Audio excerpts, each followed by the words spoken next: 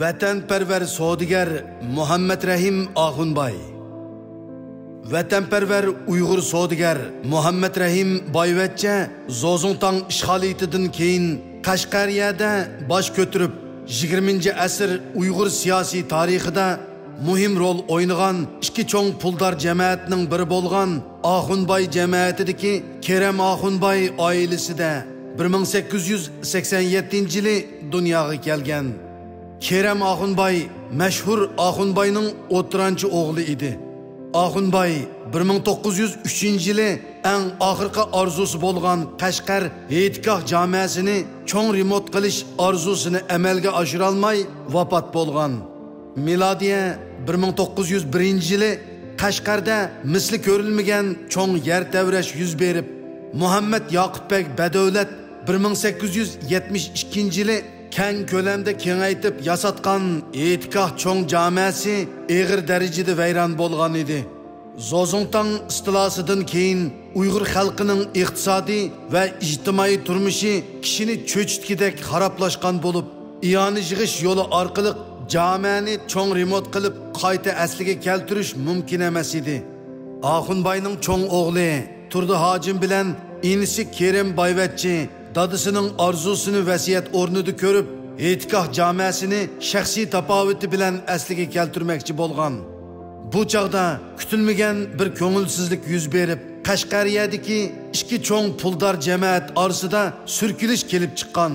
Bu surkilishni Kerem Oxunboyning amdili 16 yoshga kirgan orzuliq o'g'li Muhammad Rahimning chiroyliqcha hal qilishini hech kim o'ylamagan edi. Bovisi vafot bo'lgan kunlarda xonliq madrasada diniy ta'lim olayotgan Muhammad Rahim ma'lum bir kuni kashda uyiga qaytib kelganda E'tikoh cho'ng jamoasini remont qilish ishida Oxunboy o'g'illari bilan Musoboy o'g'illarining tortishib qolganligidan xabar topgan. U ahvolning xilli og'irligini his qilgandan keyin shu kuni madrasada o'qib kelgan Hazrati Muhammad alayhisalomning tarjimonidagi Kabe'ga qora toshni donolik bilan o'rinlashtirish voqeligini aynan tadbiqlab va betaraflik jakarlab Musoboy o'g'illarini xonliq madrasasini cho'ng remont qilishga, Oxunboy o'g'illarini E'tikoh cho'ng jamoasini remont qilishga hukm qilgan. Her ikki jamoatning oqsoqollari bu yosh bolaning zerakligiga va donoligiga qoyil bo'lishib, uning yuqorqi hukmini qabul qilishgan. Natijada Turdi Oxunboy va inisi Kerem Oxunboylar 1905-yili E'tikoh cho'ng jamoasini remont qilib bitirib, dadisining vasiyatini o'rinlab katta shuhrat topgan. Musoboy o'g'illarimi 1911-yili kuzgacha 10 yil burungi yer tavrashda qattiq vayron bo'lgan Qashqar xonliq madrasasini to'liq remont qilib bitirib, avomning olqishiga va hurmatiga sazovor bo'lgan. Muhammad Rahim 1912-yili kuzda 25 yoshida Qashqar xonliq madrasasini bitirib, dadisi Kerem hojimning savdo ishiga yordamlashgan. Mashhur diniy ulamo va tunji islohotchi Abduqodir Domollammi shu yili kuzdan boshlab Qashqar shahri ichida yangicha maktab ochib, Sharqiy Turkistonda jadidchilik harakatini boshlagan. Bu harakat bir vaqtda millitarist Yang Zingshin va jaholat pirlarining qattiq qarshiligiga uchirg'ashqa Domollam yurtidan siqib chiqarilgan. Yosh Muhammad Rahim dadisining va tog'isi Ömer Baylarning bu masalada sukut qilganligidan qattiq norozi bo'lib, Abduqodir Domollamning kaynidan agishib chatalga chiqib ketgan. Oradan bir necha yil o'tgandan keyin Abduqodir Domollam Buxoro va boshqa arab mamlakatlarining olimlaridan yangicha o'qitish usulining zarurligi haqidagi fatvosini elib kelib, yangidan jadidchilik harakatini qo'zg'agan chaqda Keremboy hoji bu harakatni qo'llagan. Biroq uning inisi Ömerboy maxfiy holda jaholat pirlarini qo'llagan. Bo'libmi 1921-yili aksi Keremboy hojim vafot bo'lgandan keyin Ömerboy Abduqodir Domollamga qarshi jaholatchi iqimning oshkori qo'llag'uvchisi va eng cho'ng orqa terkiga aylangan.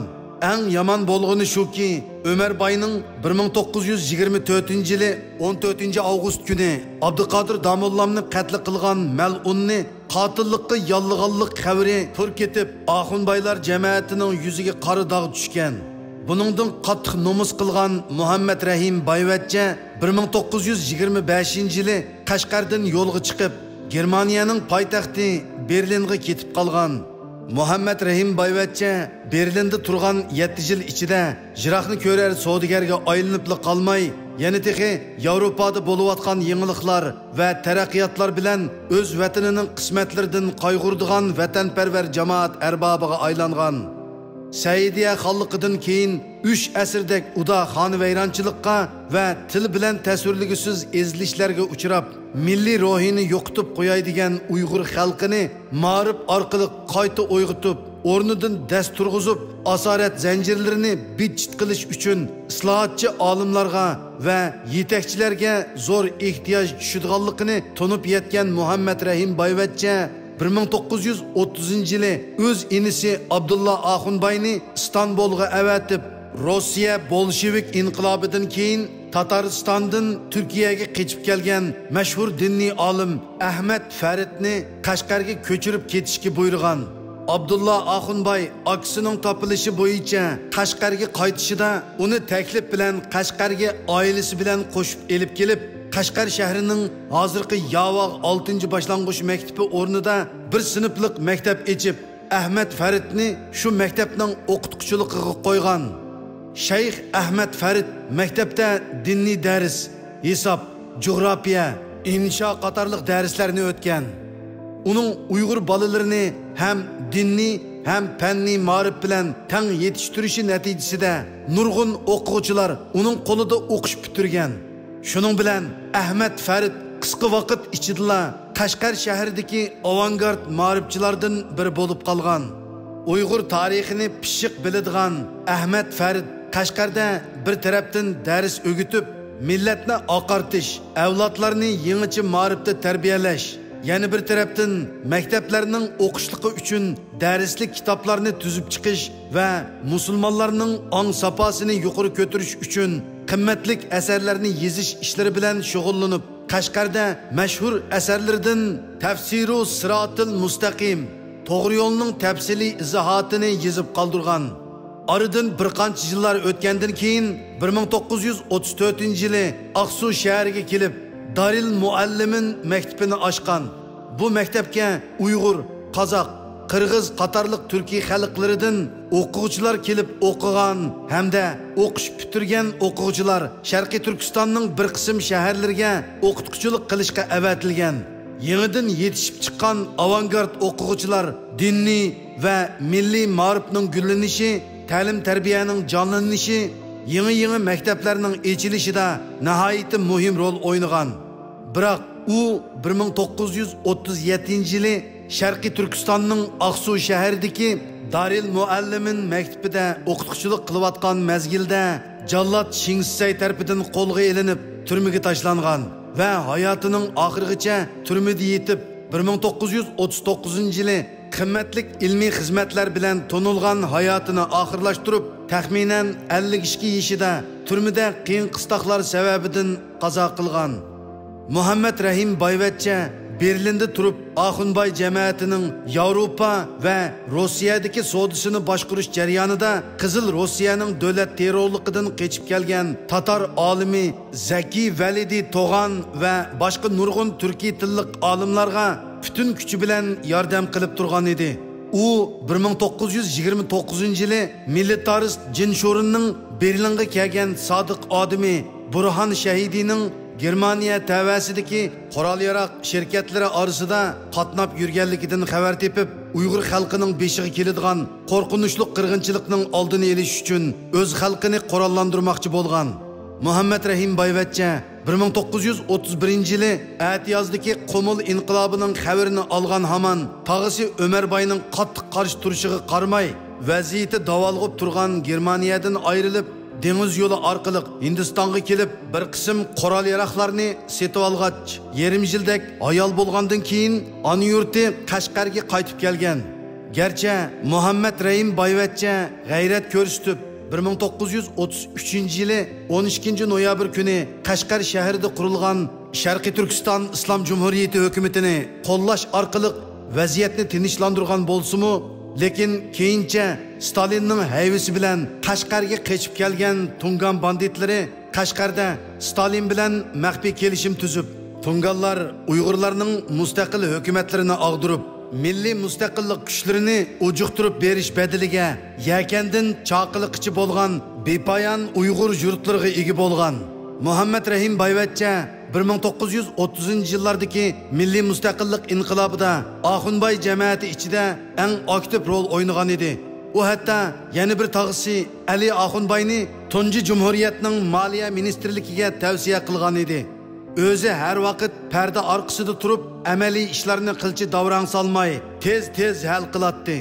1934-yili 7-oyda Qashqar yana bir qitim general Mahmud Muhitining qo'liga o'tgandan keyin Muhammad Rahim Boyvachcha burunqidekla zamonaviy ma'rif va oqartish ishlariga kuchab, keyingi qitimliq milliy inqilobga loyiq izbosarlarni yetishtirib chiqishga bel bog'lagan.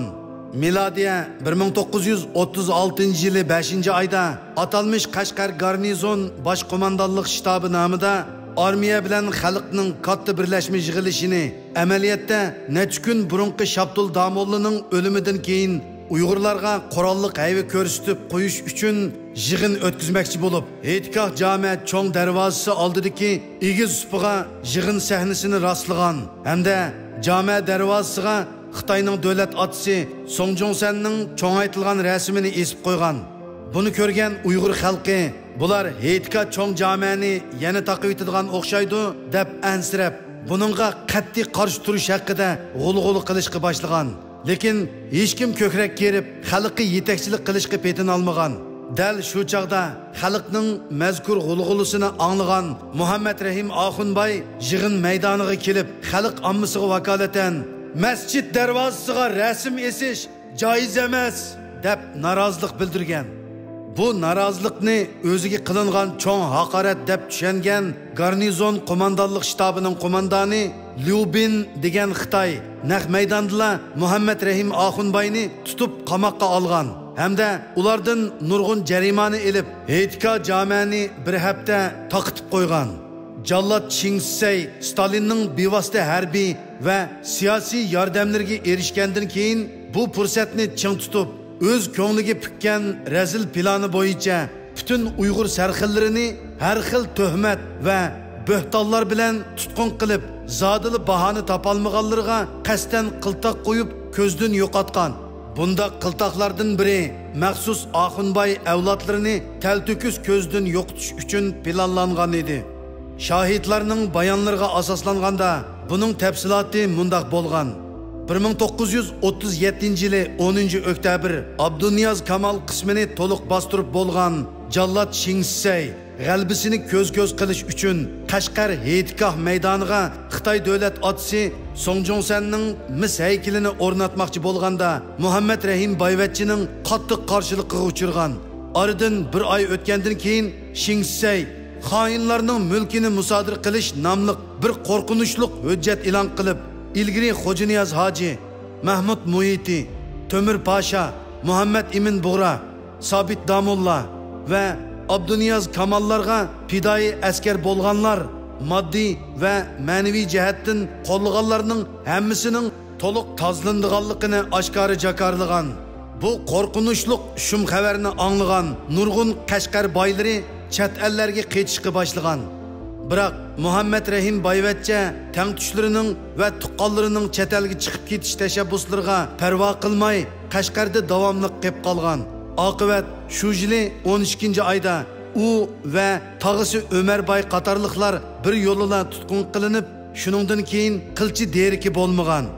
Chingsay Oxunboy jamoatining barliq boyliqlarini musodir qilib, yerimi bilan Stalindan qarz olgan 10 million rubli oltin qarzini to'lagan bo'lsa, qolgan yerimini o'zining g'azinasiga olgan.